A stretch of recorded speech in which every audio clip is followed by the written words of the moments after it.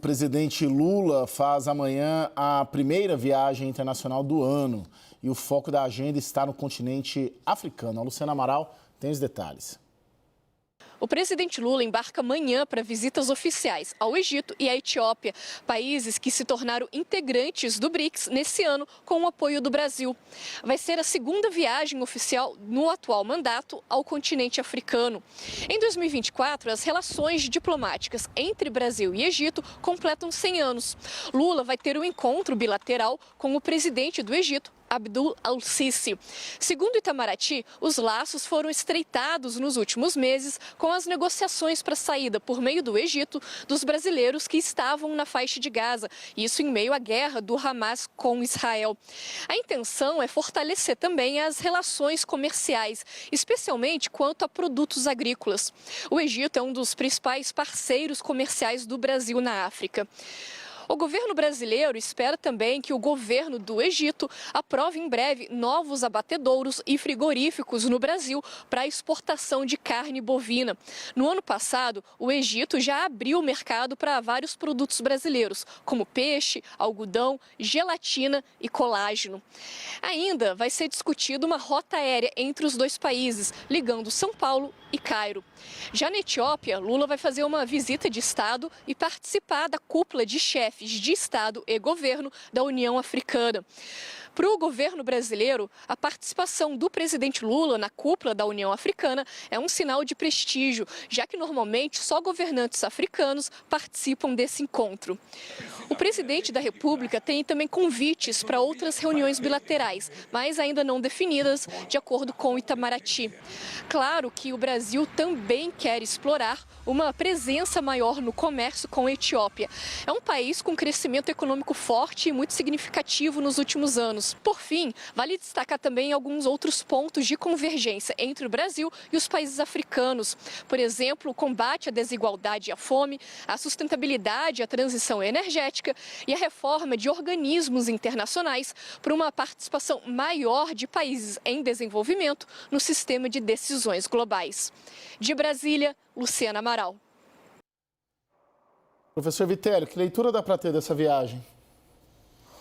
A viagem é estratégica. O Brasil abriu uma embaixada em Addis Abeba em 2005, Addis Abeba na Etiópia, um dos novos parceiros do BRICS, e desde então o Brasil é considerado um estado observador da União Africana. É uma organização internacional importante, são 55 países que compõem essa organização.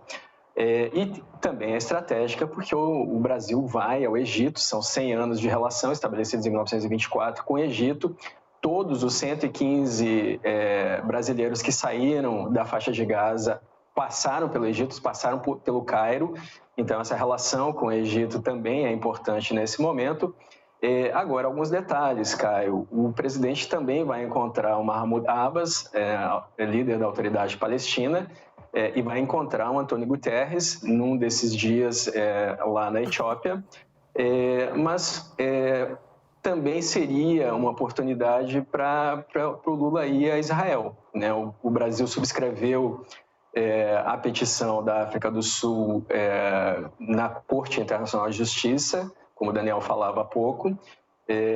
Seria um movimento de aproximação e de alguma neutralidade visitar Israel, já que o presidente vai estar no Egito, logo do lado de Israel. Seria uma distância curta e uma oportunidade de tentar fazer um papel de mediação, que é o que o Lula tem tentado fazer, tanto na Ucrânia quanto em Israel, desde o início dessas guerras, Caio.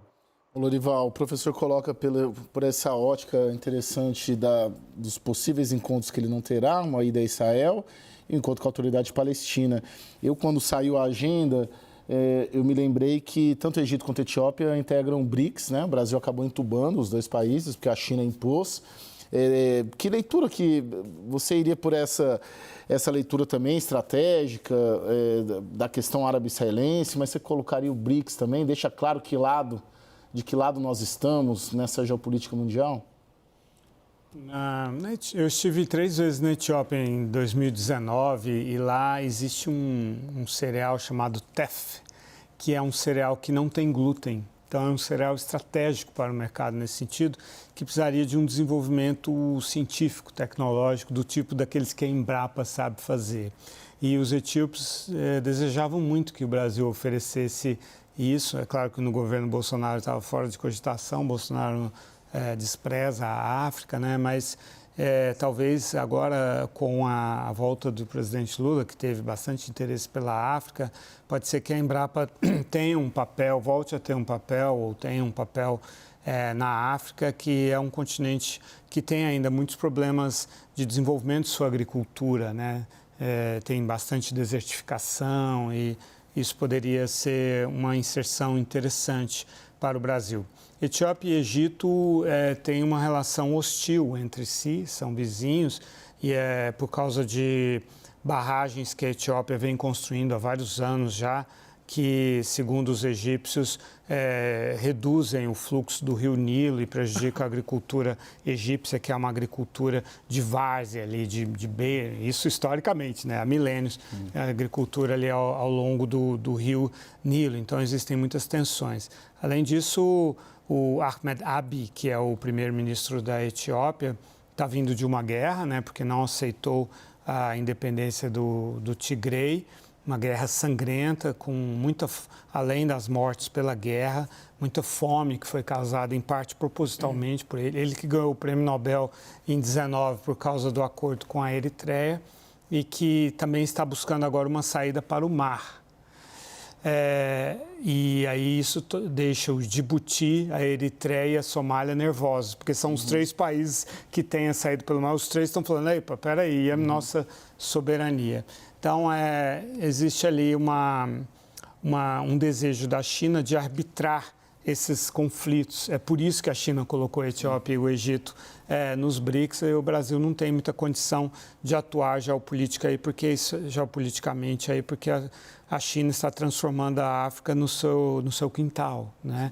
Então, por exemplo, a Addis Abeba, o porto de Djibouti, tem uma linha férrea eletrificada, a primeira da África, de 765 quilômetros, que é considerada a linha férrea mais cara do mundo, porque são esses projetos do Belt and Road Initiative, da nova Rota da Seda da China, com juros altos, preços altíssimos, muita corrupção envolvida, e que já liga a Addis Abeba ao porto de Djibouti. No entanto, agora o Ahmed Abiy tem falado de um acesso direto e tal.